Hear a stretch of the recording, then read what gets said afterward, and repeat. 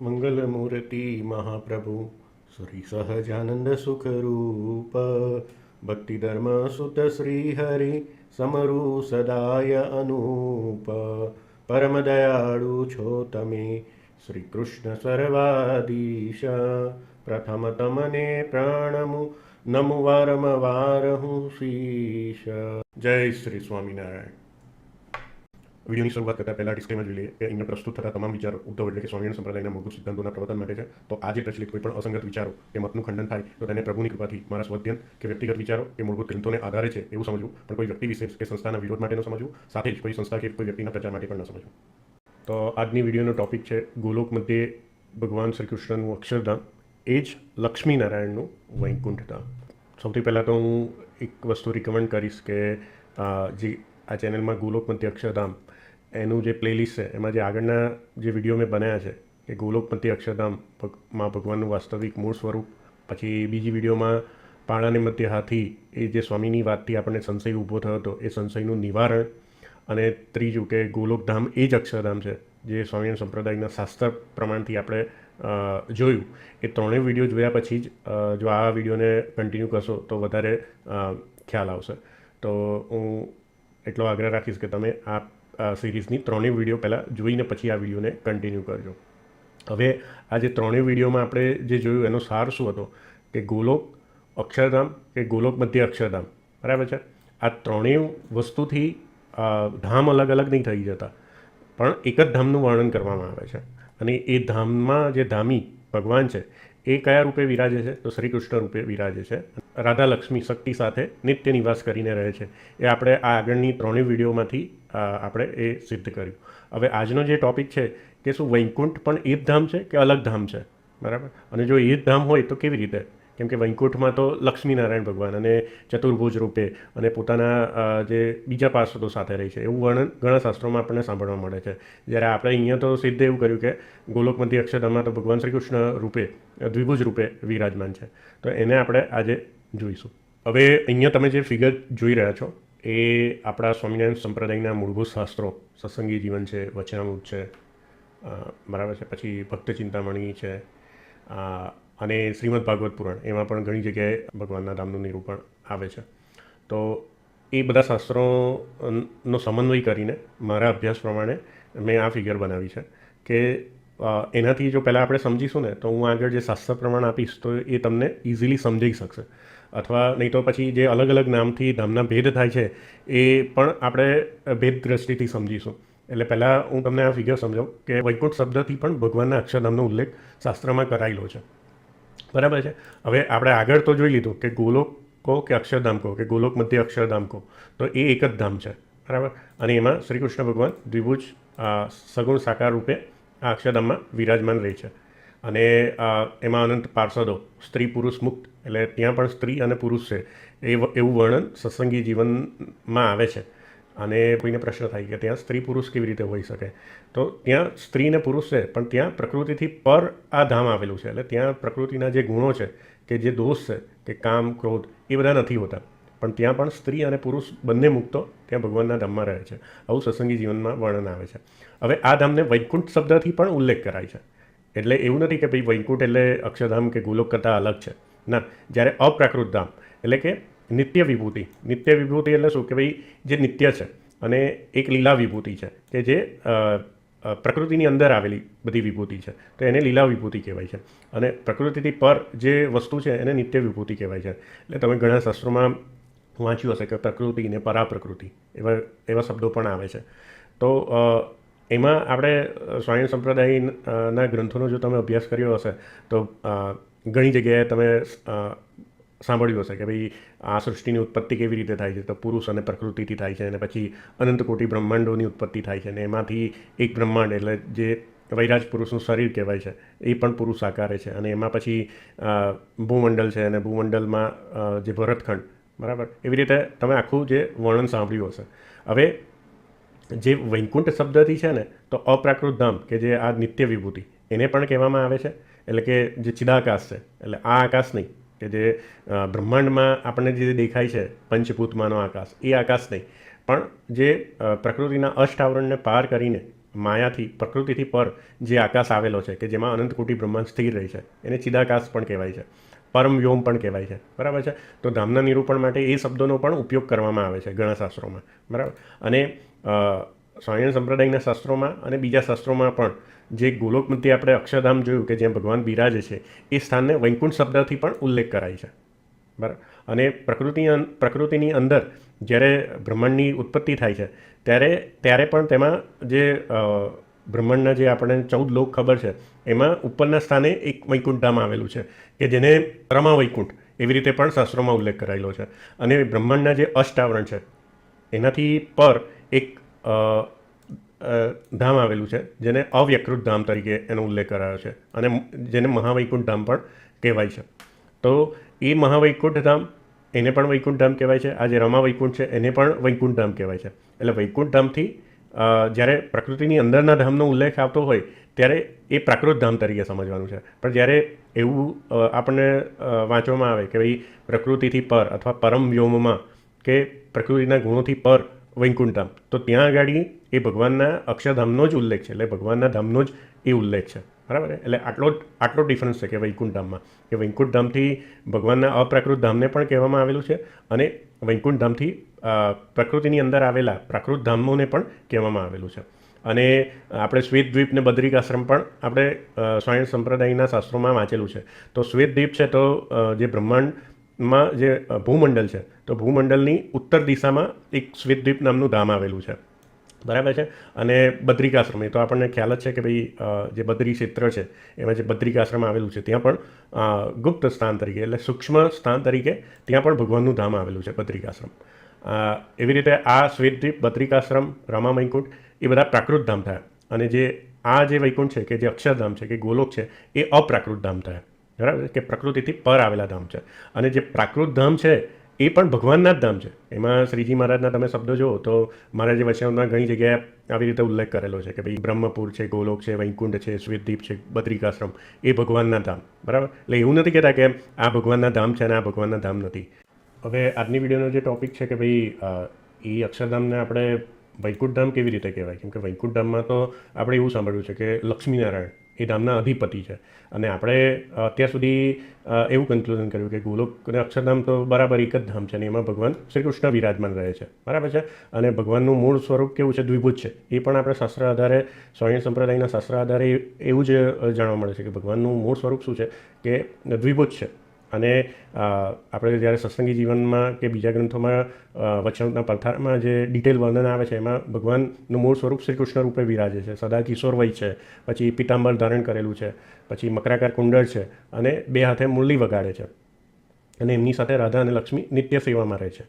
તો હવે તમે અહીંયા એક વસ્તુ વિચારો કે ભાઈ જ્યારે શિક્ષાપત્રીમાં પણ સહજાનંદ સ્વામી જ્યારે મંગલાચરણ કરે છે અને પોતાના સ્વસ્વરૂપનું ધ્યાન કરે છે તો કેવું ધ્યાન કરે છે કે જેના ડાબા પડખાને વિશે રાધિકાજી ને વક્ષસ્થળમાં લક્ષ્મીજી, એટલે ક્યારેક લક્ષ્મીજી ભગવાનના વક્ષસ્થળમાં પણ બિરાજે છે, ક્યારેક મૂર્તિ રૂપે અલગથી પણ બિરાજમાન રહે છે. એવી જ રીતે રાધાજી પણ ક્યારેક અતિ સ્નેહથી ભગવાન શ્રી કૃષ્ણની મૂર્તિમાં લીન થઈ જાય છે કે અલગ બિરાજે છે, બરાબર છે. અને આપણે એવું પણ સાંભળ્યું છે કે આ જે દ્વિભુજ જે ભગવાન છે એ પોતાની ઈચ્છાએ કે જે ધામના મુક્તો એમની ઈચ્છા પ્રમાણે ક્યારેક ચતુર્ભુજ રૂપે કે ક્યારેક અષ્ટભુજ રૂપે એ ધામના મુક્તોને દર્શન આપે છે.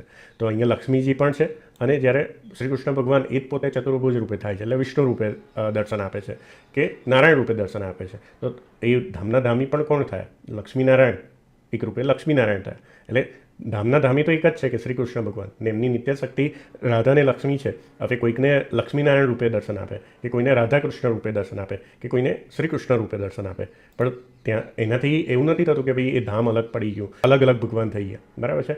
કેમ કે જે આપણા સ્વામિનારાયણ સંપ્રદાયના શાસ્ત્રોમાં પણ અક્ષરધામને વૈકુંઠ શબ્દથી કહેવામાં આવેલું છે. અને રામાનંદ સ્વામીને પણ જ્યારે રામાનુજાચાર્ય પાસેથી સ્વપ્નમાં કે યોગ સમાધિમાં જ્યારે દીક્ષા લીધી ત્યારે જે તેજ અક્ષર બ્રહ્મ તેજ એનું દર્શન થયું, પછી એમાં એમને કયા ભગવાનના દર્શન થયા? તો લક્ષ્મીનારાયણના. ઉદ્ધવ સંપ્રદાય છે એ રામાનુજાચાર્યની જ એક શાખા કહેવાય. તો રામાનુજ પરંપરામાં જે ઈષ્ટ દેવતા છે એ કોણ છે? લક્ષ્મીનારાયણ. તો એટલે એવું થોડી છે કે ભાઈ એ લોકોનું જે મુખ્ય પ્રાપ્ય સ્થાન વૈકુંઠ ધામ છે ને એમાં જે એમના ઈષ્ટદેવ છે લક્ષ્મીનારાયણ. તો લક્ષ્મીનારાયણ કહેવાથી કે વૈકુંઠ ધામ કહેવાથી એવું થોડી છે કે એ લોકો આ અક્ષરધામને નહીં પામે.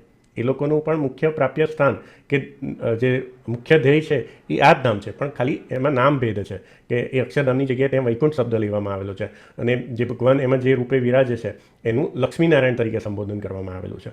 એ આપણે જો આ રીતે સમજીએ તો એ દરેક ધામની એકાર્થતા બી થાય, બધાનો સમન્વય પણ થાય. અથવા તમે એવું માનો કે ના ભાઈ રામાનુજાચાર્યને તો અક્ષરધામ સુધી પહોંચી જ નહીં શક્યા, એ તો અહીંયા પ્રકૃતિના અંદરમાં આવેલા ધામોમાં જ અટકી પડ્યા, તો એવું ના કહી શકાય. કેમ કે રામાનુજાચાર્ય એ એક એનલાઇટન્ડ પર્સન હતા કે ભાઈ એવું નથી કે આપણી જેમ ખાલી શાસ્ત્રો વાંચીને એમને ધામનું જ્ઞાન થયું હતું. એ લોકોએ તો એ ધામને પોતે સમાધિથી જોયું છે અને પછી એ ધામમાં રહેલા ભગવાનના દર્શન પણ કરેલા છે. એવી રીતે એ બધા રિયલાઇઝ બિંગ હતા અને એમને જે મત આપ્યું છે વિશિષ્ટાદ્વૈત, તો એ વિશિષ્ટાદ્વૈત ખાલી સમજ્યા નથી પણ એનું રિયલાઇઝેશન પણ કરેલું છે. એવી રીતે સહજાનંદ સ્વામી છે તો પોતે સ્વયં શ્રી કૃષ્ણ જ છે, પણ પોતે પણ અષ્ટાંગ યોગી હતા અને પોતે પણ સમાધિમાં ભગવાનનું સ્વરૂપ દેખતા હતા અને બીજા જે બધા ભક્તો હતા એને પણ પોતાની ઈચ્છાથી એ સમાધિમાં ભગવાનના ધામના દર્શન કરાવતા હતા. એટલે અને બીજા આપણા નંદ સંતો પણ એવા હતા કે જે પોતે અષ્ટાંગ યોગી હતા.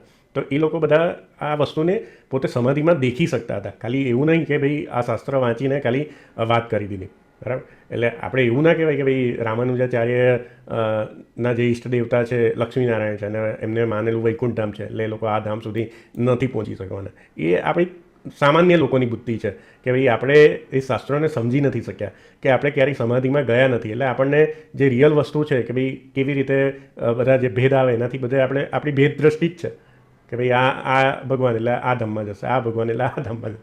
એટલે અમુક લોકો એવું પણ કહેતા હોય છે કે ભાઈ જો તમે શ્રીજી મહારાજને રામ જેવા માનશો તો વૈકુંઠ ધામમાં જશો, કૃષ્ણ જેવા માનશો તો ગોલોક ધામમાં જશો અને શ્રીજી મહારાજને બધા કરતાં ઉપર માનશો તો અક્ષરધામમાં જશો. એટલે આ એક સામાન્ય માણસની બુદ્ધિ છે કે ભાઈ એને ભગવાનમાં પણ ભેદ કરી દીધા અને ભગવાનના ધામોમાં પણ ભેદ કરી દીધા. હવે જ્યાં વૈકુંઠ ધામનું વર્ણન આવશે સ્વામિનારાયણ સંપ્રદાયના શાસ્ત્રમાં તો એ એને નહીં સ્વીકારે, કે જ્યાં ભગવાનને ગોલોક ધામાધિપતિ કહેવામાં આવશે તો એ નહીં સ્વીકારે.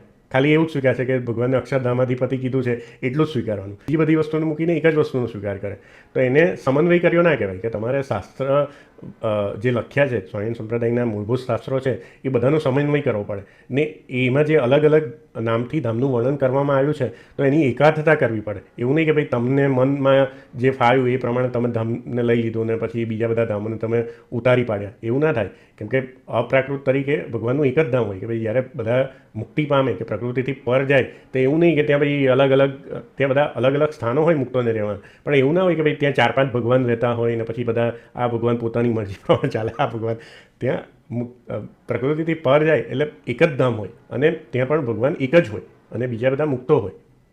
એવી રીતે જ આપણે શાસ્ત્રોનો સમન્વય કરીએ તો એવી રીતે જ સંગતિ બેસે. નથી આપણે આ વૈકુંઠમાં લક્ષ્મીનારાયણ અને અક્ષરધામમાં શ્રી કૃષ્ણ એ બંને ધામ પણ એક જ છે અને એ ધામના ધામી પણ શ્રી કૃષ્ણ ભગવાન એક જ છે. એ આ અહીંયાથી આપણે સમજી શકીએ. હવે આપણે આના પ્રમાણો જોઈશું. આ તો મેં તમને ફિગરથી સમજાવ્યું અને આ ફિગર એટલા માટે સમજાય કે તમને સમજવામાં ઇઝી પડે. હવે એને આપણે શાસ્ત્ર પ્રમાણથી જોઈશું એટલે તમને વધારે એ વસ્તુ દ્રઢ થશે.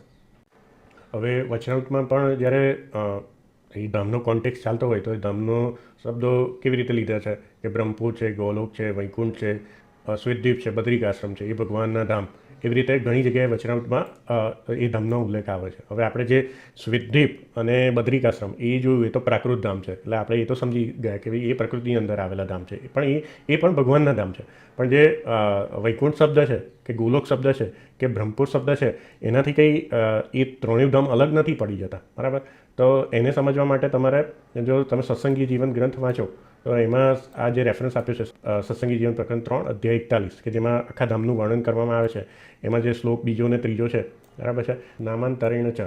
તો અહીંયા આ શ્લોકનો અર્થ શું છે કે ભાઈ એટલે શ્રીહરિ એટલે ભગવાન સ્વામિનારાયણ એ શું કહે છે કે આ ધામની બાબત અતિ રહસ્યની હોવાથી મહર્ષિઓએ પુરાણોમાં બહુ વિસ્તારથી કહી નથી અને વળી તે જુદા જુદા નામોથી કહી છે. અને છાંદોગ્ય આદિક ઉપનિષદોમાં તથા મહાભારતના મોક્ષ ધર્મોમાં તથા સ્કંદ આદિક પુરાણોમાં, બરાબર છે, સંક્ષેપથી વર્ણન કરવામાં આવેલી છે. એટલે આવો સત્સંગી જીવનમાં શ્લોક આવે છે કે જ્યારે ભગવાન સ્વામિનારાયણ એ બ્રહ્મપુર ધામનું વર્ણન કરે છે તો એક ધામનું વર્ણન કરતાં પહેલાં શું કહે છે કે ભાઈ આ ધામનું વર્ણન બધા શાસ્ત્રોમાં બહુ ટૂંકમાં સંક્ષેપથી કરવામાં આવેલું છે અને પર્યાયવાચી શબ્દોથી કરવામાં આવેલું છે. તો આ શ્લોકની જે ટીકા છે સુકાનંદ સ્વામી કૃત અને વિહારી લાલજી મહારાજ કૃત, તો એ ટીકામાં આ નામાંતરણનો અર્થ શું કરવામાં આવેલો છે એ જોઈએ. એ જે ટીકા છે એનું નામ છે ભાવ પ્રબોધિની ટીકા, બરાબર છે. તો એમાં જે ઉપર સત્સંગી જીવનમાં શ્લોક આવ્યો કે ભાઈ અલગ અલગ નામથી ભગવાનના ધામનું વર્ણન કરવામાં આવેલું છે નામાંતરેણ, તો એ પદનો અર્થ અહીંયા કેવી રીતે કર્યો ટીકામાં કે વૈકુંઠ ગોલોકાદિ નામના એવો કરેલો છે.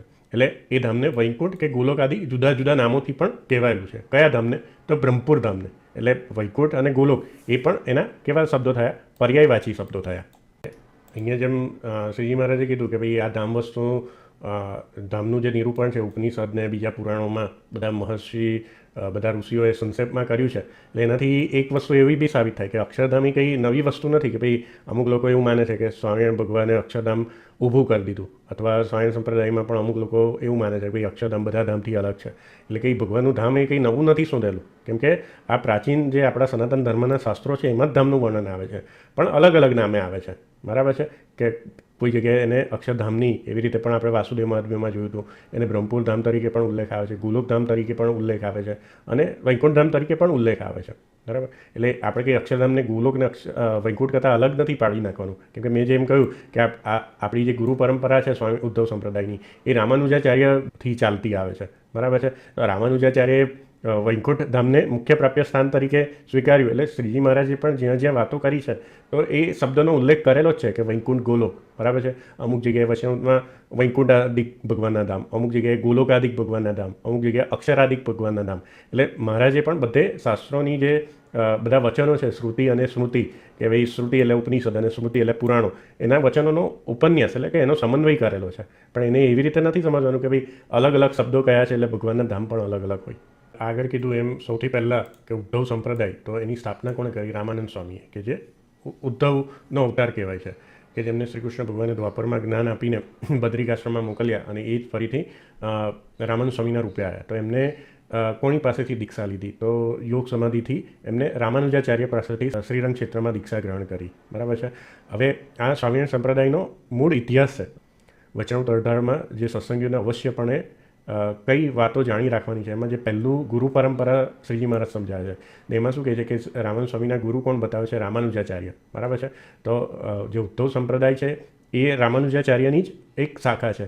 અને જે શિક્ષાપત્રીમાં પણ મહારાજે વ્યાસસૂત્ર પરનું શ્રીભાષ્ય અને ગીતાભાષ્ય જે રામાનુજાચાર્યએ લખેલું છે એને ઉદ્ધવ સંપ્રદાય એટલે કે સ્વામિનારાયણ સંપ્રદાયના અધ્યાત્મશાસ્ત્ર તરીકે સ્વીકારેલા છે, બરાબર છે. અને એનો જે વિશિષ્ટાદ્વૈત મત છે 121માં શ્લોકમાં શિક્ષાપત્રીમાં એ પણ સ્વીકારેલો છે, બરાબર. એટલે જે સંપ્રદાય છે તો રામાનુજાચાર્યનો મત છે તો એને પણ ગૌણ ના કરી દેવાય, બરાબર. કે એમાં પણ કેવા પ્રમાણો આવે છે. રામાનુજાચાર્યના સંપ્રદાયમાં કેવું છે કે ભાઈ વૈકુંઠ હેતુ પરે લોકે શ્રિયા સાધ્ય જગતપતિ લોકમ વિકુંઠ મુપનિષ્યતિ ગોકુલ સ્મ. આ બધા જે વચનો છે તો એના અનુસારે પણ જે પ્રાપ્ય સ્થાન જે અપ્રાકૃત છે, કે જે પ્રકૃતિ પર છે, એ ધામને કઈ શબ્દથી કીધેલું છે? વૈકુંઠ શબ્દથી વિશેષતા આપેલી છે, બરાબર છે. અને એ જ ધામને પાછું કેવી રીતે કીધેલું છે? તદક્ષરે પરમ વ્યોમન, બરાબર છે. તદ વિષ્ણુ પરમ પદ, એટલે કે જે પરમ વ્યોમમાં આવેલું ધામ છે એ વિષ્ણુનું પરમ ધામ છે. એટલે અહીંયા પરમ પદ, પરમ વ્યોમ, અક્ષર, અમૃત આદિક શબ્દથી પણ એ જ જે અપ્રાકૃત ધામ અક્ષરધામ છે એનો જ ઉલ્લેખ છે. ગીતા ભાષ્યમાં પણ રામાનુજાચાર્યએ કેવી રીતે લખ્યું છે? અક્ષરમ પરમ વ્યોમ નિલય, પરમ વ્યોમમાં જે સ્થિત અક્ષરધામ છે એનો ઉલ્લેખ કર્યો છે. રામાનુજાચાર્યને ઉદ્ધવ સંપ્રદાયના ગુરુ તરીકે સ્વીકારેલા હોય તો, અને એમના જે શ્રીભાષ્ય અને ગીતા ભાષ્ય એને અધ્યાત્મશાસ્ત્ર તરીકે સ્વીકારેલા હોય તો એવું નથી કે એના સિદ્ધાંતોને આપણે બાજુમાં મૂકી દીધા છે અને બીજા નવા સિદ્ધાંતો કે નવું ધામ કે નવા ભગવાન આપણે સ્વીકારેલા છે, એવું પણ નથી. કેમ કે શિક્ષાપત્રી જે શ્લોક છે 29મો, એની જે રઘુજી મહારાજની જે ટીકા તમે જુઓ તો એમાં પણ એતદેવ ધામ વૈકુંઠ શબ્દેના પ્યુક્તમ એવી રીતે એમને ટીકામાં લખેલું છે, બરાબર છે. એટલે આવી રીતે એ ધામને પણ વૈકુંઠ શબ્દથી લીધેલું છે. પછી તમે વચનામૃત લોયા 14મું વાંચો કે જેમાં મહારાજ પોતાની રુચિ સમજાવે છે, તો એમાં મહારાજ કેવા ભગવાનની ઉપાસના કહે છે કે અમે રામાનુજનો, પહેલાં શંકરાચાર્યનો, રામાનુજનો, પછી વલ્ભાચાર્યનો એમનો મત કહે છે. પછી એમાં જ્યારે છેલ્લે પોતાની રુચિ કહે છે તો રામાનુજાચાર્યનો મત કહેતા કેવી રીતે કહે છે કે જીવ, માયા અને પુરુષોત્તમ એટલા નિત્ય છે, અને પુરુષોત્તમ છે તે જીવ માયાના નિયંતા છે અને સર્વના કારણ છે, ને પોતાના અક્ષરધામને વિશે સદા દિવ્ય આકાર થકા વિરાજમાન છે, આ રીતે કહે છે. એટલે એમાં જે આવે છે ને કે મહારાજ કહે છે કે અમારે ઉપાસના કોની છે? તો સર અને અક્ષરથી પર એવા પુરુષોત્તમ કે જે અક્ષરધામમાં નિત્ય વિરાજમાન રહે છે એવા ભગવાનની ઉપાસના છે. એટલે એમને રામાનુજાચાર્યનો મત કીધો. તો રામાનુજાચાર્યના મત પ્રમાણે પુરુષોત્તમનું ધામ કયું છે? વૈકુંઠ છે. તો મહારાજ અહીંયા એ ધામને અક્ષરધામ તરીકે ઉલ્લેખ કરે છે. તો એની પણ એકાદતા થઈ ને કે મહારાજે રામાનુજનો મત સ્વીકાર્યો, ક્ષર અને અક્ષરથી પર પુરુષોત્તમ, અને એ પુરુષોત્તમને કયા ધામના ધામી કીધા? તો અક્ષરધામના ધામી કીધા.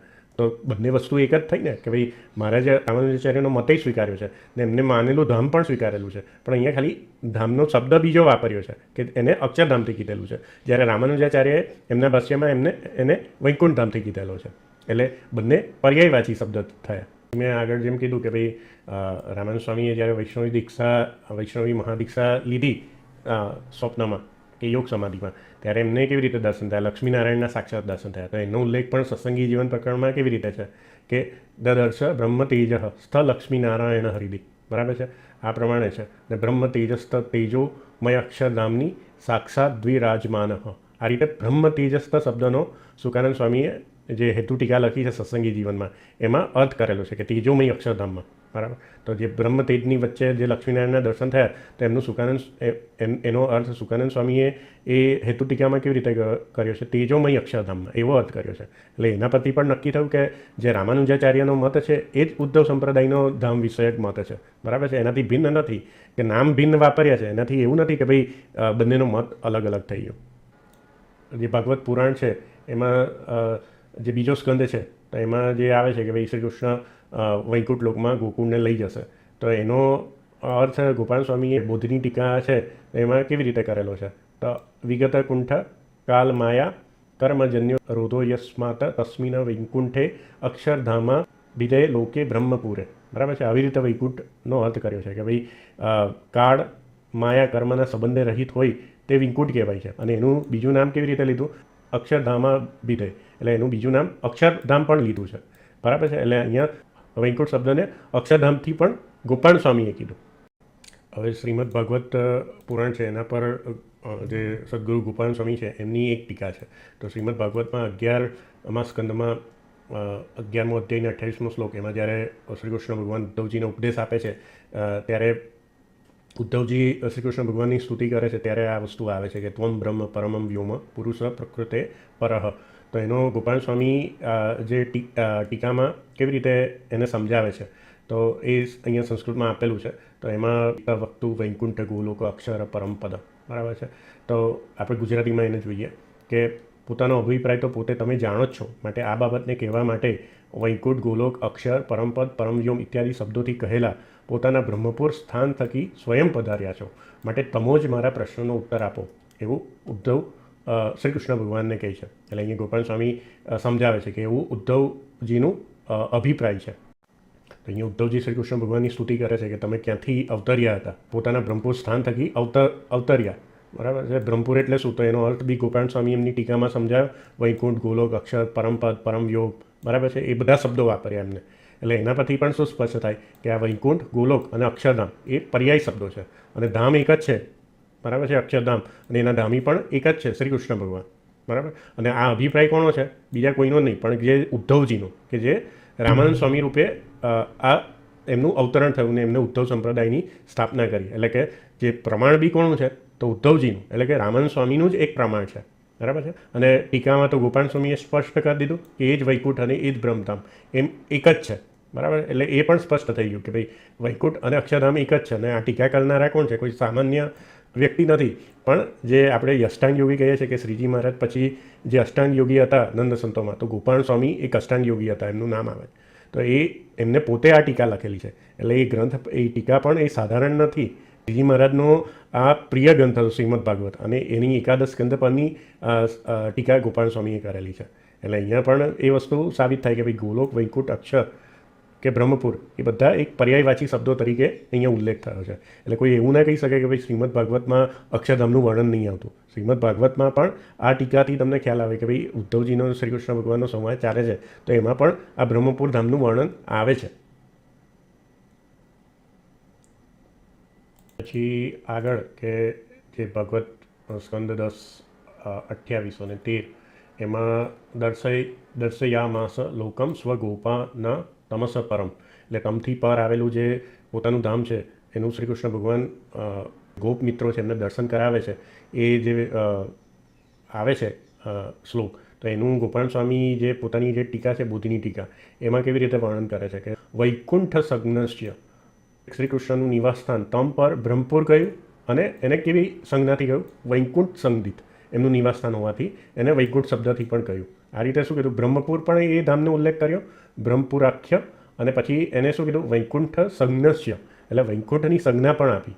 એટલે એ બંને નામોની અહીંયા પણ એકાગ્રતા કરી. આપણે આ શ્રીમદ ભાગવત પર જે ગોપાલ સ્વામીએ પોતે જાતે સ્વહસ્તે જે ટીકા લખી હતી એના પ્રમાણો આપણે જોયા. એટલે એમાં ગોપાલ સ્વામીએ તો અક્ષરધામ, જે ગોલોક મધ્ય અક્ષરધામ છે, એના પર્યાયવાચી તરીકે વૈકુંઠ શબ્દનો ઉલ્લેખ કર્યો છે. અને આવો જે મત હતો એટલે જ હવે સ્વામિનારાયણ સંપ્રદાયના શાસ્ત્રોના પણ આપણે પ્રમાણો જોઈએ કે એમાં પણ ભગવાનને વૈકુંઠપતિ કહેલા છે. તો આપણે પહેલું જોઈએ કે સર્વમંગળ સ્તોત્ર, કે જે સતાનંદ મુનિ સ્વામીએ શ્રીહરિના એટલે સ્વામિનારાયણ ભગવાનના જે 1000 નામ લખેલા છે, તો એમાં એક નામ કેવું છે? વૈકુંઠ નાયક, બરાબર છે. તો આવું કેમ લખ્યું સતાનંદ મુનિ સ્વામીએ?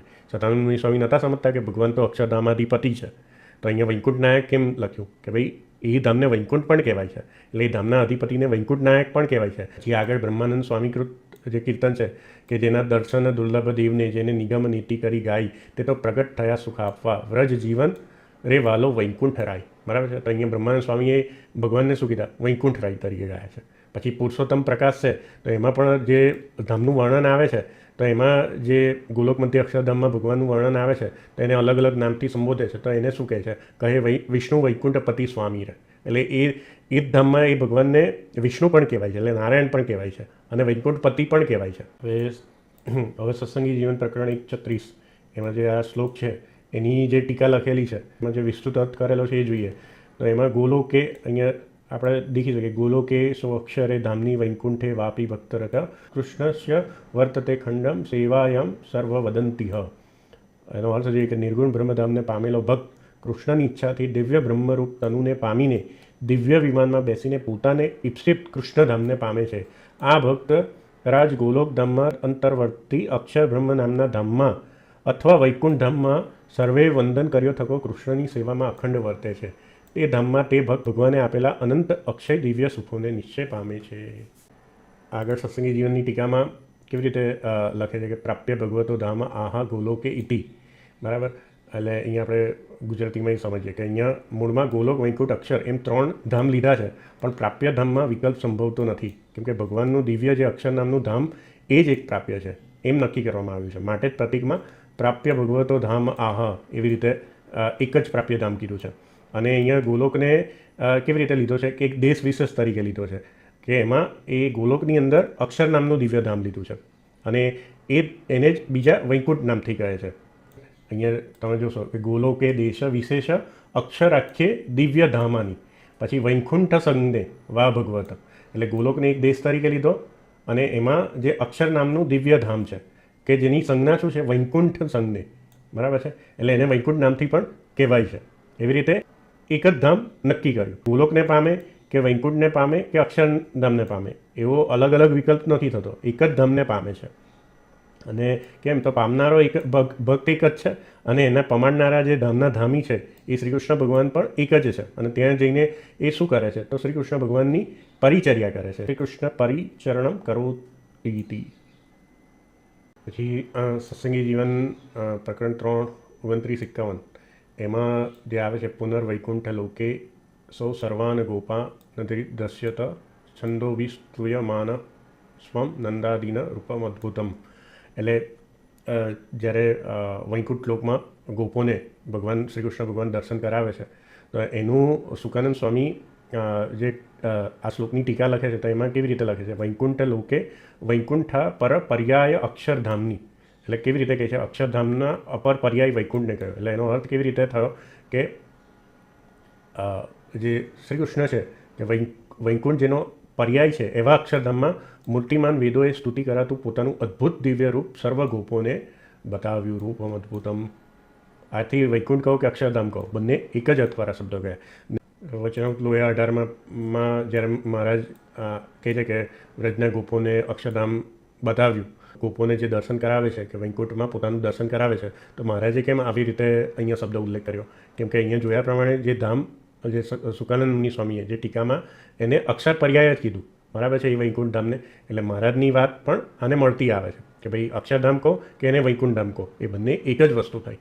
કોઈ જગ્યાએ ગોલોક મધ્યના અક્ષરધામ થકી જુદા વૈકુંઠ લોકનું વર્ણન કરવામાં આવે, ત્યાં કયું વૈકુંઠ સમજવાનું છે? તો રક્ષાર્થ સર્વભૂતાના વિષ્ણુ, બરાબર છે. એટલે જે પરબ્રહ્મ શ્રી કૃષ્ણ છે, એમના જે સાક્ષાત અવતારભૂત જે વિષ્ણુ ભગવાન છે, બરાબર છે, જે એક બ્રહ્માંડના અધિપતિ છે, એમના લોકોને સમજવાનું છે. કે જેની સ્થિતિ મેં પહેલાં જે ઇમેજ બતાવી એમાં બ્રહ્માંડની ઉદ્ધવમાં, બરાબર છે, કે જે 14 લોક છે એની ઉદ્ધવમાં એની સ્થિતિ જણાય છે. અને એને રમા વૈકુંઠ કેમ કહેવાય છે? કે ભગવાનની પત્ની લક્ષ્મી એટલે રમા, એમની રુચિથી એ લોક ભગવાને રચેલો છે, એટલે એને રમા વૈકુંઠ કે કાર્ય વૈકુંઠ એવા નામથી પણ એને કહેવાય છે, એવું ભાગવતમાં વચન છે. સત્સંગી જીવનમાં પણ એનું વર્ણન આવે છે કે રમાની રુચિ માટે પોતે જ રચેલા બહુ વિશાળ અને કાર ભય વર્જિત, એટલે એમાં પણ કાળનો ભય નથી એવા વૈકુંઠ ધામમાં પણ તમે વિષ્ણુ રૂપે લક્ષ્મીજીની સાથે નિવાસ કરી રહ્યા છો. એટલે આ મહારાજની સ્તુતિ કરે છે ત્યારે આનું વર્ણન આવે છે. એટલે ગોલોકથી અલગ વૈકુંઠ ધામનું વર્ણન હોય તો ત્યારે આ એક રમા વૈકુંઠનું પણ વર્ણન શાસ્ત્રોમાં જોવા મળે છે. જે રમા વૈકુંઠ છે એ પણ અપ્રાકૃત ધામ એટલે અક્ષરધામ જેવું જ ધામ છે. અને જે વાસુદેવ મહાત્મ્યમાં 19મો અધ્યાય, બરાબર છે, 6ઠ્ઠા શ્લોકથી શ્રી કૃષ્ણ ભગવાન નારદજીને કહે છે કે ગોલોક મધ્યે અક્ષરધામમાં, એટલે અક્ષરધામમાં પોતે રાધા લક્ષ્મી સાથે નિત્ય નિવાસ કરીને રહે છે. પછી શ્લોક 8માં એવું કહે છે કે એ જ ભગવાન વૈકુંઠ ધામમાં લક્ષ્મીજી સાથે ચતુર્ભુજ રૂપે નંદ ગરુડાદી પાર્ષદો સાથે રહે છે. પછી શ્લોક 9માં શું કહે છે કે એ જ ભગવાન શ્વેતદ્વીપમાં મુક્તોને 5 વખત નિત્ય દર્શન દેવાનું કહે છે. એટલે કયા ભગવાન? તો અક્ષરધામમાં રહેલા શ્રી કૃષ્ણ ભગવાન જ વૈકુંઠ ધામમાં ચતુર્ભુજ રૂપે લક્ષ્મીજી સાથે રહે છે. અને એ જ ભગવાન શ્વેતદ્વીપમાં નિત્ય એટલે રોજ શ્વેતદ્વીપના મુક્તો છે એને 5 વખત દર્શન આપે છે. અને આ જ વસ્તુ જો તમે વચનામૃત વડતાલ બીજું વાંચ્યું હશે તો એમાં પણ મહારાજ આ જ વસ્તુ સમજાવે છે. એટલે અહીંયા જે વૈકુંઠનું વર્ણન આવ્યું ને કે જે ગોલોક મધ્ય અક્ષરધામમાં રાધા લક્ષ્મી સાથે રહે છે એ જ ભગવાન વૈકુંઠમાં લક્ષ્મીજી સાથે ચતુર્ભુજ રૂપે દર્શન આપે છે, તો અહીંયા રમા વૈકુંઠ સમજવાનું છે, બરાબર છે. પછી કોઈક સ્તરે શ્વેતદ્વીપને પણ વૈકુંઠ શબ્દથી કહેલું છે. અને આ જે શ્વેતદ્વીપ છે, રમા વૈકુંઠ છે, એ ધામમાં ગયેલા લોકોની પણ પુનરાવર્તિ નથી થતી. કેમ? તો આ ધામમાં પણ આ ધામ પણ કોનું છે? ભગવાનનું જ ધામ છે. ભલે એ પ્રાકૃત ધામ છે પણ ધામ કોનું છે? ભગવાનનું જ ધામ છે. એટલે એમાં જે જાય છે એની પણ પુનરાવર્તિ એટલે એનો જન્મ પણ ફરી નથી થતો, એની પણ મુક્તિ માનેલી છે. પણ કેવી રીતે મુક્તિ છે? કે કાળક્રમે મુક્તિ છે. કે બ્રહ્માંડ આ પ્રલય રહે છે એટલે આ ધામ પણ આ પ્રલય રહે છે. અને જ્યારે એનો લય થાય છે ત્યારે એ બધા અપ્રાકૃત ધામમાં જાય છે. એવી રીતે સમજવાનું છે. એટલે અમુક લોકો પ્રાકૃત ધામ જે ભગવાનના છે એને પણ ઉતારી પાડે છે કે ના ભાઈ અક્ષરધામ કરતાં નીચે છે. એટલે સુખની દ્રષ્ટિએ મહારાજે જ્યાં સુખની કલ્પના કરી છે કે આ ધામ કરતાં આ ધામમાં સુખ વધારે છે, તો એ પ્રાકૃત ધામની ગણતરી કરી છે. એમાં પ્રાકૃત ધામ કરતાં અપ્રાકૃત ધામમાં ભગવાનનું સુખ વધારે છે એ તો આપણને સમજાય જ કે એ હોવું જ જોઈએ. પછી શ્વેતદ્વીપ ધામનો મહિમા તો વાસુદેવ મહાત્મ્યમાં તમે વાંચો તો એને અક્ષરધામ તુલ્ય સ્થાન કહેવામાં આવ્યું છે. કેમ કે આમાં પણ નારાયણ ઋષિ નારદજીને સમજાવે છે કે આ જે શ્વેતદ્વીપમાં છે એમાં પણ જે મુક્તો રહે છે એ અક્ષરધામના મુક્તો તુલ્ય જ છે. અને ત્યાં પણ કાળ કે માયાનો પ્રવેશ થતો નથી, ભલે એ ભૂમિસ્થ અને પ્રાકૃત ધામ છે તો પણ. તો એનો મહિમા વાસુદેવ મહાત્મ્યમાં ઘણો સમજાવે છે. અને પછી બદ્રિકાશ્રમ જોઈએ તો બદ્રિકાશ્રમ તો આપણને સૌને ખબર છે કે ઉત્તર ભારતમાં આપણે જે બદ્રી ક્ષેત્ર છે, બરાબર છે, ત્યાં ગુપ્ત સ્થાન તરીકે કે સૂક્ષ્મ રૂપે જે ભગવાન નરનારાયણ બિરાજમાન છે એને બદ્રિકાશ્રમ કહેવાય છે. જે સ્વામિનારાયણ સંપ્રદાયના ઉપાસ્ય ઈષ્ટદેવ કહેવાય કે શ્રીહરિ કે સ્વામિનારાયણ ભગવાન કે સહજાનંદ સ્વામી, એમનો જે આવિર્ભાવ છે એ પણ ક્યાંથી થયેલો છે? બદ્રિકાશ્રમ. કેમ કે એ સ્વામિનારાયણ સંપ્રદાયનો મૂળભૂત ઇતિહાસ છે, બરાબર છે. એટલે આ ધામનું પણ એમાં સંપ્રદાયના ગ્રંથોમાં ઘણો બધો છે. આપણે જ્યારે સ્વામિનારાયણ ભગવાનનો આવિર્ભાવ અને તેનું પ્રયોજન શાસ્ત્રોના આધારે એ વિડીયો જોયું હતું ત્યારે પણ બદ્રિકાશ્રમ અને શ્વેતદ્વીપ અને પછી અક્ષરધામ કે ગોલોક એ શબ્દોનો ઉલ્લેખ આપણે જોયો હતો, બરાબર છે. તો એમાં પણ કેવી રીતે જે સ્ટોરી આવે છે કે જે નારદ મુનિ છે એ પહેલાં બદ્રિકાશ્રમમાં જાય છે, ત્યાં નારાયણ ઋષિની સ્તુતિ કરે છે, પછી ત્યાંથી નારાયણ ઋષિ એમને શ્વેતદ્વીપ ધામમાં જવાનું કહે છે, બરાબર છે. તો પછી શ્વેતદ્વીપ ધામમાં જઈને તેના જે મુક્તો છે, બરાબર છે, એમાંથી એક મુક્ત છે એમને ક્યાં લઈ જાય છે? તો અક્ષરધામમાં લઈ જાય છે. એટલે પહેલાં પછી એમાં વર્ણન આવે છે ડિટેલમાં કે રીજા નદી આવે છે, પછી સસનું પર્વત આવે છે, પછી ગોલોકધામ આવે છે, પછી એમાં અંદર જાય છે એટલે મુખ્ય મંદિર આવે છે, અને ત્યાં પછી તેજોમયી ભગવાનની મૂર્તિ દેખાય છે, અને પછી શ્રી કૃષ્ણ રૂપે ભગવાનના દર્શન કરે છે, અને પછી એમાં સંવાદ થાય છે કે ભગવાન શ્રી કૃષ્ણ અને નારદજી વચ્ચે સંવાદ થાય છે કે ભાઈ એ પોતે કયા કયા અવતાર ધારણ કરશે, બરાબર છે.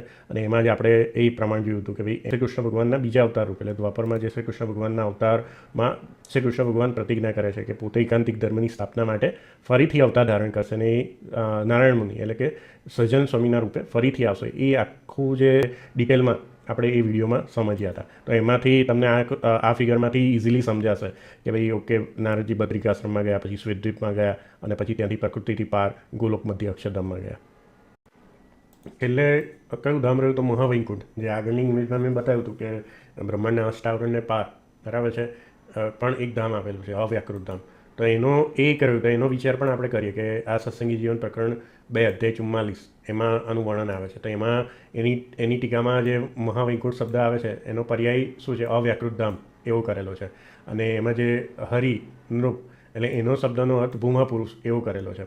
અને આ જ વસ્તુ તમે જો શ્રીમદ ભાગવત વાંચશો તો એમાં પણ આવે છે આ વર્ણન કે જ્યારે શ્રી કૃષ્ણ ભગવાન રથમાં બેસીને અર્જુનને સાથે લઈને જે બ્રાહ્મણોના મૃત્યુ પામેલા જે પુત્રો છે એને પાછા લેવા માટે જાય છે, તો આ બ્રહ્માંડના જે 8 આવરણ છે એને પાર કરીને પછી જે તેજ આવે છે, બરાબર છે, અને એને શ્રીમદ ભાગવતમાં પણ અવ્યાકૃત શબ્દથી એટલે અવ્યાકૃત ધામ તરીકે એનો ઉલ્લેખ કર્યો છે. આનું જ વર્ણન વચનામૃત ગઢડા પ્રથમ 66માં શ્રીજી મહારાજ કેવી રીતે કરે છે કે જ્યારે શ્રી કૃષ્ણ ભગવાન અર્જુનની પ્રતિજ્ઞા રાખવાને કાજે બ્રાહ્મણનો પુત્ર લેવાને ગયા, ત્યારે દ્વારિકામાંથી રથ પર બેસીને અર્જુન સહિત ચાલ્યા. તે લોકાલોક પર્વતને ઉલ્લંઘીને માયાનો જે અંધકાર તેને સુદર્શન ચક્ર વડે કાપીને તેને વિશે રથને હાંકીને તે તેજ પુંજને વિશે પ્રવેશ કરીને અને ભૂમા પુરુષ પાસેથી બ્રાહ્મણના પુત્રને લાવતા હતા, બરાબર.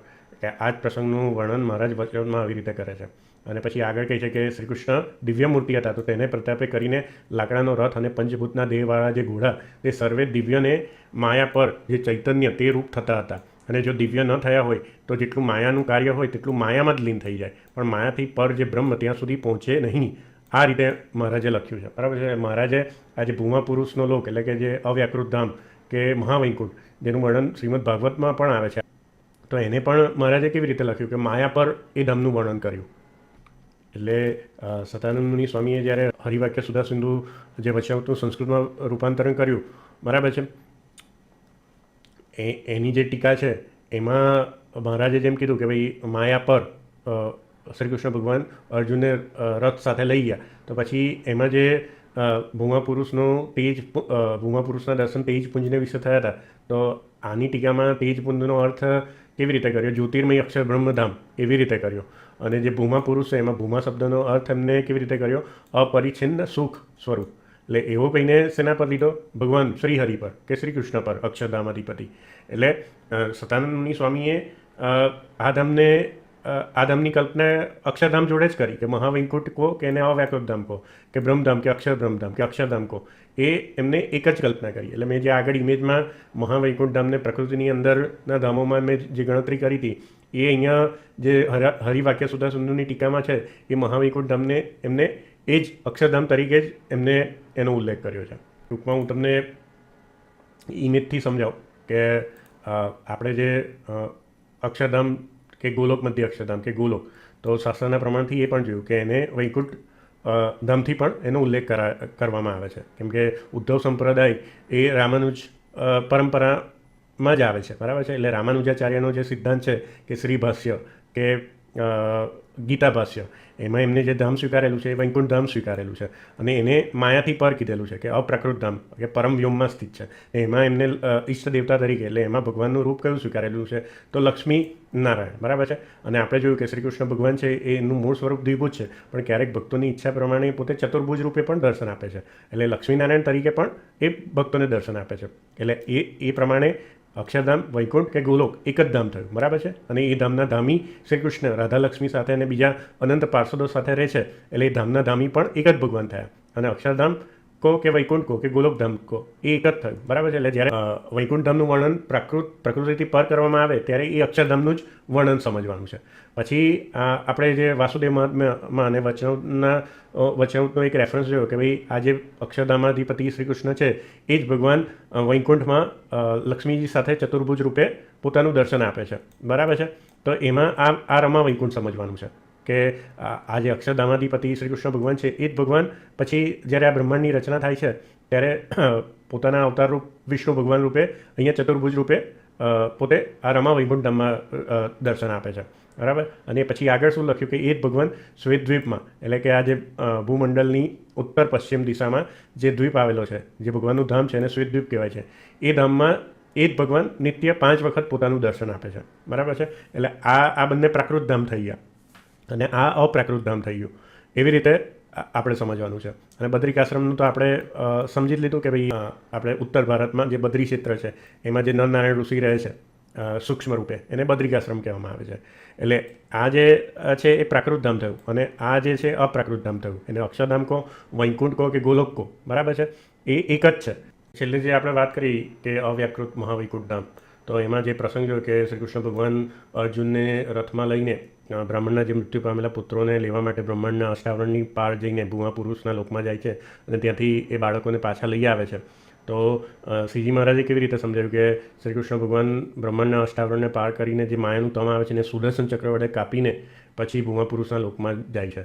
તો મહારાજે વચનામૃતમાં આ ધામનો ઉલ્લેખ કેવી રીતે માયાના તમથી પર કર્યો, એટલે પછી એ પ્રકૃતિમાં એટલે પ્રાકૃત ધામ ના કહેવાય. એટલે એ હરિવાક્ય સુધાસુંદરની ટીકામાં આ જે ધામના વિશે જે ભૂમા પુરુષ છે એનું જે તેજપુંજના વિશે દર્શન થયું તો એ તેજપુંજની ઉપમા અક્ષરબ્રહ્મ ધામ કે અક્ષરધામના તેજપુંજ તરીકે આપી, બરાબર છે. અક્ષરબ્રહ્મ ધામ તેજપુંજ એવી રીતે આપી. ને આમાં જે ભૂમા પુરુષ રહે છે એટલે ભૂમાનો અર્થ કેવી રીતે કર્યો કે અપરિચ્છિન્ન સુખ સ્વરૂપ, એવી રીતે આ બંને ધામની એકાર્થતા કરી, બરાબર છે. એવી રીતે એ ટીકામાં સમજાયું. એટલે મહારાજે વચનામૃતમાં જ્યાં ભગવાનના ધામનો ઉલ્લેખ કર્યો છે એમાં કેવી રીતે મુખ્યત્વે શબ્દો વાપર્યા છે કે બ્રહ્મપુર, ગોલોક, વૈકુંઠ, બરાબર છે.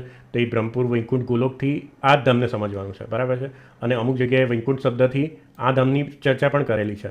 અને પછી આગળ શ્વેતદ્વીપ ને બદ્રિકાશ્રમ અને પછી પાછળ કેવો શબ્દ વાપરે છે એ ભગવાનના ધામો, બરાબર છે. એટલે આ બધા ધામો ભગવાનના જ છે, બરાબર. પણ આ જે અક્ષરધામ કહો, વૈકુંઠ કહો કે ગોલોક કહો કે જે પ્રકૃતિથી પર આવેલા છે ધામ છે એ અપ્રાકૃત ધામ છે. અને જ્યારે શ્વેતદ્વીપ, બદ્રિકાશ્રમ ને રમા વૈકુંઠ છે એ પ્રકૃતિની અંદર આવેલા એટલે પ્રાકૃત ધામો છે. આટલો ખાલી ડિફરન્સ છે. સ્વામિનારાયણ સંપ્રદાયમાં પણ અમુક જગ્યાએ શાસ્ત્રથી વિરુદ્ધ મત એવો સમજાવવામાં આવે છે કે જે વૈકુંઠ ધામ છે એ રામજીનું ધામ છે, જે શ્રી કૃષ્ણ છે નું ગોલોક ધામ છે, ને ભગવાન સ્વામિનારાયણનું એટલે શ્રી હરિનું અક્ષરધામ છે. એટલે શ્રી કૃષ્ણના ઉપાસક હોય એ ગોલોક ધામમાં જાય, ભગવાન સ્વામિનારાયણના ઉપાસક અક્ષરધામમાં જાય, ને રામજીના ઉપાસક એ બધા વૈકુંઠ ધામમાં જાય. તો આપણે જે અત્યાર સુધી બધા શાસ્ત્ર પ્રમાણ જોયા તો એનો અર્થ શું થયો કે ભાઈ ધામના અલગ અલગ નામ ઉલ્લેખ કર્યો છે શાસ્ત્રમાં, પણ એનું જે સ્થિતિ ક્યાં છે પ્રકૃતિથી પર, અને એને અલગ અલગ નામોથી પણ કહેવાય છે એક જ ધામને. અને એ ધામના ધામી પણ કોણ છે? શ્રી કૃષ્ણ, રાધા અને લક્ષ્મી સાથે. એટલે રાધાજી બી એમની નિત્ય શક્તિ છે અને લક્ષ્મીજી બી એમની નિત્ય શક્તિ છે ત્યાં આગળ એ ધામમાં. ને એ ધામમાં એમને શ્રી કૃષ્ણ કહો કે વાસુદેવ નારાયણ કહો કે નારાયણ કહો, ભગવાન એ ધામના ધામી તો એક જ ભગવાન છે, બરાબર. તો એનાથી એ ધામ અલગ અલગ નથી પડી જતું. અને સત્સંગી જીવન પ્રકરણ 3 અધ્યાય 41 57 શ્લોકમાં તો શું કહે છે મહારાજ કે જે પરબ્રહ્મ પરમાત્મા છે શ્રી કૃષ્ણ અક્ષરાધિપતિ, તો એમના જેટલા પણ અવતારો છે એની ઉપાસનાથી કોની પ્રાપ્તિ થાય છે? અક્ષરધામની પ્રાપ્તિ થાય છે. આવા શ્રીજી મહારાજના પોતાના શબ્દો છે, બરાબર છે. અને આ જ બાબત તમે જો લોયા 18નું વચનામૃત વાંચશો તો એમાં પણ એવું કહે છે કે રામકૃષ્ણાદિક અવતારોની ઉપાસનાથી એ અક્ષરધામની પ્રાપ્તિ થાય છે. તો પછી તમે અલગ અલગ ધામ પાડો ભગવાનના અવતાર પ્રમાણે, તો પછી એ તો 3 ધામ થયા અલગ અલગ, ને અલગ અલગ ભગવાન થયા. તો એ તો શાસ્ત્ર વિરુદ્ધ મત થયો અથવા મહારાજની વાણીથી વિરુદ્ધ મત થયો, બરાબર. પછી અમુક લોકો એવું કહેતા હોય છે કે ભાઈ જે જ્યાંથી જે ભગવાન આવ્યા હોય એ ધામમાં લઈ જાય. તો અમુક લોકો એવી રીતે સમજાવે કે ભાઈ જે શ્રીરામ છે એમનો આવિર્ભાવ વૈકુંઠ ધામમાંથી થયો હતો, પછી શ્રી કૃષ્ણ ભગવાનનો આવિર્ભાવ વૈકુંઠ કે ગોલોક ધામમાંથી થયો હતો, એવું ભાગવતમાં આવે છે. તો જે રામજીના ઉપાસક હોય એ વૈકુંઠ ધામમાં જાય ને કૃષ્ણના ઉપાસક હોય એ ગોલોક ધામમાં જાય. તો પછી એવી રીતે તો ભગવાન સ્વામિનારાયણનો આવિર્ભાવ ક્યાંથી થયેલો છે? બદ્રિકાશ્રમમાંથી, કે જે સ્વામિનારાયણ સંપ્રદાયનો મૂળભૂત ઇતિહાસ છે કે ભાઈ નરનારાયણ ઋષિની સભામાં દુર્વાસા મુનિ આવે છે અને એના શાપથી ધર્મમૂર્તિ અને મરીચ્યાદિક જે ઋષિમુનિ છે એ બધા કળિયુગમાં ફરી જન્મ ધારણ કરે છે અને નારાયણ ઋષિ છે એ સજ્જન સ્વામી રૂપે ફરીથી પ્રગટ થાય છે. હવે તમે એવું કહો કે ભાઈ જે ભગવાન જે ધામમાંથી આવે એ ધામમાં લઈ જાય, તો પછી તો એવા મતે તો પછી જે સ્વામિનારાયણ ભગવાનના જેટલા પણ ઉપાસક છે એ બધાને બદ્રિકાશ્રમ જવું જોઈએ. તો એવું નથી કે ભગવાનનો આવિર્ભાવ કોઈ પણ વિભૂતિ થકી થાય અથવા કોઈ પણ થકી થાય, પણ એમાં જે તત્વ છે એ અવતારી તત્વ જ છે. એટલે એ અવતારની પણ ઉપાસના અવતારી તરીકે જ થાય છે ને અવતારની ઉપાસના કરનારા પણ એ એક જ ધામને પામે છે, કે જેને તમે અક્ષરધામ કહો કે ગોલોક કહો કે વૈકુંઠ કહો. બરાબર છે. અવતાર બધા જે છે એ અવતારી થકી પૃથક નથી. બરાબર. એટલે ગમે ત્યાંથી અવતાર ધારણ કરે તો એવું નહીં કે ભાઈ અહીંયાથી અવતાર ધારણ કરે એટલે અહીંયા લઈ જશે ને અહીંયાથી અવતાર ધારણ. એ તો ભગવાનની એક લીલા છે કે એમને જ્યાં ઈચ્છા હોય એ વિભૂતિ થકી અથવા એને નિમિત્ત કરીને અવતાર ધારણ કરે. પણ વચનામૃતમાં પણ મહારાજે કીધું છે કે સર્વે અવતાર છે એ વાસુદેવના જ છે. બરાબર છે. એટલે વૈરાટ પુરુષ થકી અવતાર થયાની વાત કીધી છે શાસ્ત્રમાં, પણ એમાં વાસુદેવનો પ્રવેશ થાય એટલે કે અક્ષરાધિપતિ શ્રી કૃષ્ણ ભગવાનનો પ્રવેશ થાય ત્યારે જ અવતાર ધારણ કરી શકે છે. બરાબર છે. એટલે પોતાની મરજીથી કોઈ વિભૂતિ પણ અવતાર ધારણ કરી શકતી નથી. એટલે બધા અવતાર કોના છે? વાસુદેવ ભગવાનના, વાસુદેવ નારાયણના, એટલે શ્રી કૃષ્ણ ભગવાનના, કે જે અક્ષરાધિપતિ પરબ્રહ્મ શ્રી કૃષ્ણ છે. એના જ બધા અવતારો આ પૃથ્વી પર થાય છે. સંપ્રદાયના મૂળભૂત સિદ્ધાંતો વિરુદ્ધ આવી વાતો કોઈ કરે કે ભાઈ બધા અવતારોના ધામ અલગ અલગ છે. બરાબર છે. કેમ કે બધા અવતારો અલગ અલગ છે, એટલે શ્રીજી મહારાજની ઉપાસનાથી જ ખાલી અક્ષરધામ મળી શકે, તો પછી એમાં તો સત્સંગી જીવનના બધા પ્રમાણો પણ ખોટા મળે, કે જે શ્રીજી મહારાજનો પ્રમાણિત ગ્રંથ છે. બરાબર. અને સ્વામિનારાયણ ભગવાનની વાતો પણ ખોટી મળે કે જે સત્સંગી જીવન ગ્રંથમાં આવે છે કે વચનામૃતમાં આવે છે. બરાબર. તો સત્સંગી જીવન પ્રકરણ 3:41 અધ્યાય, બરાબર, એ આખો અધ્યાય શેનો છે? કે મહારાજ અક્ષરધામનું વર્ણન કરે છે.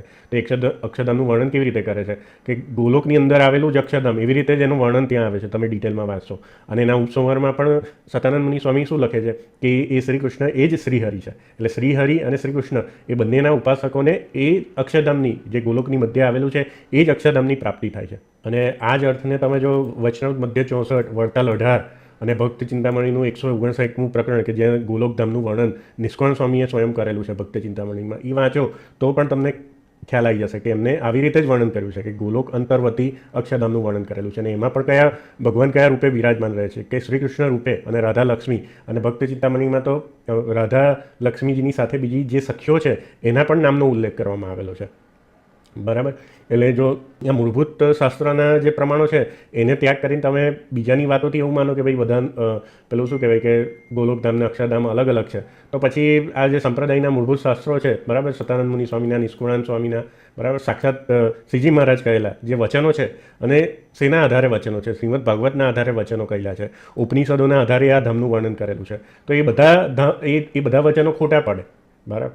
અને પછી તમે જો બંને ધામને અલગ અલગ કરવા જાઓ તો આગળ જે મેં વિડીયો બનાવી હતી કે ભાઈ એવું પણ પ્રૂવ કરી શકાય કે શ્રી કૃષ્ણ ભગવાનનું અક્ષરધામ છે અને ભગવાન સ્વામિનારાયણનું ગોલોકધામ છે. એવા પ્રમાણો પણ ઘણા છે. બરાબર. કેમ કે વચનામૃતમાં બધી જગ્યાએ મહારાજે અક્ષરધામના ધામી તરીકે કોનો ઉલ્લેખ કર્યો છે? શ્રી કૃષ્ણ ભગવાનનો. આપણે જોઈએ કે વચનામૃત પ્રથમનું 42, અને પરમાત્મા જે શ્રી કૃષ્ણ ભગવાન તેની સંગાતે વ્રજની ગોપીઓએ કામ બુદ્ધિએ કરીને પ્રીતિ કરી તો પણ સર્વે ભગવાનની માયાને તરી ગઈ અને ગુણાતીત થઈને નિર્ગુણ એવું જે ભગવાનનું અક્ષરધામ તેને પામ્યો. તેનું કારણ શ્રી કૃષ્ણ ભગવાન પોતે સાક્ષાત પુરુષોત્તમ ગુણાતીત દિવ્ય મૂર્તિ હતા. બરાબર. અહીંયા તો મહારાજે કેવું કીધું કે ભાઈ શ્રી કૃષ્ણ ભગવાન હતા જે કૃષ્ણ અવતારમાં, એટલે કે જે દ્વાપરમાં જે કૃષ્ણ અવતાર હતો, તો એમાં જે શ્રી કૃષ્ણ ભગવાન પોતે સાક્ષાત પુરુષોત્તમ અને ગુણાતીત દિવ્ય મૂર્તિ, એટલે માયાના 3 ગુણોથી પર એવા દિવ્ય હતા. તો એમની સાથે જે ગોપીઓ છે એ કામ બુદ્ધિએ કરીને, એટલે કે જે પ્રિયતમના ભાવે શ્રી કૃષ્ણ ભગવાનના વિશે જોડાયેલી હતી, તો પણ એ શ્રી કૃષ્ણ ભગવાનના સંબંધથી એ ગુણાતીત થઈ ગઈ. એટલે એ પણ માયાના ગુણોથી અતીત થઈને, એટલે માયાના ગુણોથી પર થઈને કયું ધામ પામી? તો ભગવાનનું અક્ષરધામ એ લોકોને પ્રાપ્ત થયું. બરાબર. પછી બીજું તમે પ્રમાણ જો વચનામૃતમાં તો લોયા 18, બરાબર, કે જેમ વ્રજના ગોપને આશ્ચર્યરૂપ શ્રી કૃષ્ણ ભગવાનના ચરિત્ર દેખીને પ્રથમ તો દેવભાવ આવ્યો, પછી ગર્ગાચાર્યના વચનને સાંભળીને નારાયણનો ભાવ આવ્યો, ને પછી એમ કહ્યું કે તમે તો નારાયણ છો માટે અમને તમારું ધામ બતાવો. ત્યારે કયું ધામ બતાવ્યું? કે અક્ષરધામ બતાવ્યું. બરાબર. ભગવાન શ્રી કૃષ્ણ પુરુષોત્તમ છે તે તો રાજાધિરાજ છે ને અખંડ મૂર્તિ છે ને પોતાનું અક્ષરધામ રૂપી તખત તેને વિશે સદા વિરાજમાન છે. મધ્ય 64. બરાબર. પછી વડતાલ 18માં કેવું કહે છે કે માયાના તમ થકી પર એવો જે ગોલોક તેને મધ્ય જે અક્ષરધામ તેને વિશે શ્રી કૃષ્ણ ભગવાન રહ્યા છે. ગોલોકની અંદર વર્તતા તેજોમય અક્ષરધામમાં શોભાયમાન મંદિરમાં રહેલા રમણીય રત્ન સિંહાસન વિશે શ્રી કૃષ્ણ ભગવાન રાધા લક્ષ્મી આદિ પોતાની શક્તિઓએ સેવ્ય થકા સદા વિરાજમાન છે. બરાબર. સત્સંગી જીવન પ્રકરણ 3:41, શ્લોક નંબર 36. બરાબર. રત્ન સિંહાસને રમ્ય શ્રી કૃષ્ણો હિ વિરાજતે. પછી પોતાના અક્ષરધામના ધામમાં શ્રી કૃષ્ણ વિરાજે છે, સત્સંગી જીવન પ્રકરણ 4, 46, 34. પછી તે અવ્યક્ત અક્ષર છે તે કેવું કહેવાય છે? તેને જ પરમ ગતિ કહેવાય છે. જેને પ્રાપ્ત કરીને પાછા નથી આવવું પડતું તે મારું ધામ છે. આવું શેમાં વચન છે? તો ગીતા, ભગવદ્ ગીતા એના 8મા અધ્યાયમાં 21મો શ્લોક. એટલે આ ગીતામાં જે શ્રી કૃષ્ણ ભગવાને હજુ સહજાનંદ સ્વામીનો પ્રાદુર્ભાવ નહોતો થયો એ પહેલાં હજારો વર્ષો પહેલાં આની વાત કરી દીધેલી છે. બરાબર. તે બધા સહિત આ બ્રહ્માંડ કોષ જેમાં પરમાણુ જેવો પડી રહેતો દેખાય છે ને જેમાં આવી કરોડો બ્રહ્માંડ રાશિઓ છે તે આ પ્રધાન વગેરે સમસ્તોનું કારણ અક્ષર બ્રહ્મ કહેવાય છે. અને આ જ પુરાણ પુરુષોત્તમ પરમાત્મા વિષ્ણુ ભગવાનનું શ્રેષ્ઠ ધામ છે. આ પણ વાત શ્રીમદ ભાગવતમાં આવે છે. એટલે એવું નથી કે ભાઈ અક્ષરધામની વાત ખાલી શ્રીજી મહારાજે જ ઉપજાવી કાઢેલી છે, કે આ વાત ભાગવત ને ગીતામાં પણ આવે છે. બરાબર. એટલે એમાં પણ વેદવ્યાસે કે શ્રી કૃષ્ણ ભગવાને જાતે એ ધામને પોતાનું માનેલું છે. શ્રી વિષ્ણુ ધર્મોત્તર પર ગુહ્ય, એનાથી પર અક્ષર છે. પછી શ્રી કૃષ્ણ પુરુષોત્તમ ભગવાન છે તે પોતાના અક્ષરધામને વિશે સદા દિવ્ય સાકાર મૂર્તિમાન રહ્યા છે. બરાબર. વડતાલનું બીજું. તો આ બધા પ્રમાણોમાં કેવી રીતે વર્ણન આવે છે કે જે શ્રી કૃષ્ણ ભગવાન છે એ અક્ષરધામના અધિપતિ છે. મહારાજની વાણી પ્રમાણે અને બીજા શાસ્ત્રોના પ્રમાણે પણ કેવી રીતે છે કે શ્રી કૃષ્ણ ભગવાન એ અક્ષરધામના અધિપતિ છે. અને આપણા સ્વામિનારાયણ સંપ્રદાયના શાસ્ત્રોના હવે થોડા પ્રમાણો જોઈએ તો એમાં જે સ્વામિનારાયણ ભગવાનને ગોલોકધામના અધિપતિ કીધા છે. જેમ કે પહેલું પ્રમાણ અમને પ્રિય એવું ધામ તે ગોલોક છે. બરાબર. શિક્ષાપત્રી 121. પછી મધ્યના 19માં શું કહે છે કે અમે ગોલોકધામમાં ગયા. પછી સત્સંગી જીવનમાં મહારાજની સ્તુતિ કરે છે તો કેવી રીતે કે તમે ગોલોકના અધિપતિ છો. પછી સત્સંગી જીવન પ્રકરણ આ બધા પ્રમાણો આપણે આગળ જોયા હતા કે જે દીક્ષિત એકાંતિક ભક્તો છે દેહને અંતે કયા ધામમાં જાય છે? ગોલોક નામના ધામમાં જાય છે. પછી જે અભય રાજા છે જે દાદા ખાચરના જે પિતા હોય છે એ કયા ધામને પ્રાપ્ત થયા? ગોલોક ધામને. કે એમને તો સ્વયં ભગવાન પ્રગટ ભગવાનની પ્રાપ્તિ થઈ હતી તો પછી એ ગોલોક ધામમાં કેમ ગયા? પણ અહીંયા સત્સંગી જીવનમાં આવી રીતે જ ઉલ્લેખ છે કે એ ગોલોક ધામને ગયા. પછી કરી કાજ મહારાજ મોટા ગયા પોતે ગોલોક. આવું તો કોણ લખે છે? નિષ્કાળ સ્વામી ભક્તિ ચિંતામણી પ્રકરણ 162 છેલ્લે એવું લખે છે કે મહારાજ કયા ધામમાં ગયા? ગોલોક ધામમાં ગયા. પછી આ જે હરિચરિત્રમ છે જે તત્વાત બુદ્ધિની ટીકા એમાં પણ શું લખે છે? હે હરિ તમો ચિદાકાશની મધ્યમાં આવેલા ગોલોક નામથી કહેવાતા ધામના અધિપતિ છો. કે પ્રેમાનંદ કાવ્ય છે તો એમાં જેનો ગોલોકમાં વાસ સહજાનંદ સ્વામી, એટલે સહજાનંદ સ્વામીનો વાસ ક્યાં છે? ગોલોક ધામમાં. પ્રેમાનંદ કાવ્ય બીજું છે વાસી ગોલોક ધામ ધર્મ દુલારો. સખી ધન્ય ધન્ય રે ભૂતળ ભગવાન પ્રગટ થઈ શ્રી હરિ વિચરે. વાલો ગોલોકના રે અધિપતિ રાધા જીવન રે રસ્યો વર કહાન. આ પણ પ્રેમાનંદ કાવ્યમાં. પછી બીજું કીર્તન જોઈએ કે રાધાવર ગોલોક નિવાસી મહિમા અગમ અપાર પ્રેમાનંદ ધર્મનંદન પર વારંવાર બલિહારી. બરાબર. કીના કૃપા ભય કલીમે સ્વેચ્છા હરિ આપ સૌ ગોલોકપતિ સ ભગસાવરો નિરખી રખી સુખ પાવે.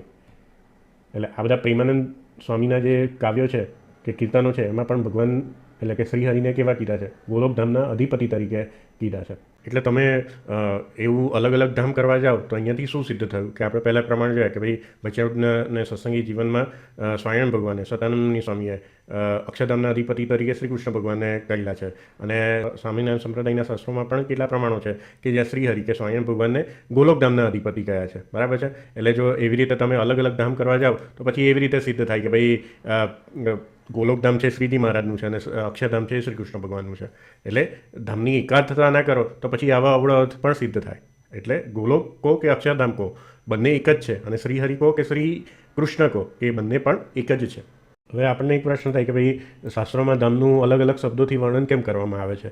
તો એ બાબત પણ આપણે સમજી લઈએ કે જે ભગવાનનું ધામ છે કે જ્યાં ભગવાન સગુણ સાકાર રૂપે વિરાજમાન છે તો મુખ્યત્વે ક્યાં ક્યાં એ ધામ શબ્દનો પ્રયોગ થાય છે કે જ્યાં ભગવાનની સગુણ સાકાર મૂર્તિ વિરાજમાન છે તો એ મૂર્તિનું અક્ષર બ્રહ્માત્મક તેજ છે એને પણ ધામ તરીકે નિરૂપવામાં આવે છે. અથવા ભગવાન જે સ્થાનમાં રહે છે એ નિવાસ સ્થાનને કે એ મંદિરને કે ભગવાનનું જે મંદિર છે વાસુદેવ મહાત્મ્યમાં આ શબ્દ આવે છે કે ભગવાનનું જે મંદિર એને પણ અક્ષરધામ તરીકે એમાં ઉલ્લેખ કરવામાં આવ્યો છે. બરાબર છે. પછી આપણે વૈકુંઠ શબ્દ એ ધામ માટે કેમ વપરાય છે કે જ્યાં કાળ કર્મ માયા એનો પ્રવેશ નથી અથવા જ્યાં કાળ કર્મ માયાથી એ વસ્તુ કુંઠિત થતી નથી એટલે એને વૈકુંઠ કહેવાય છે.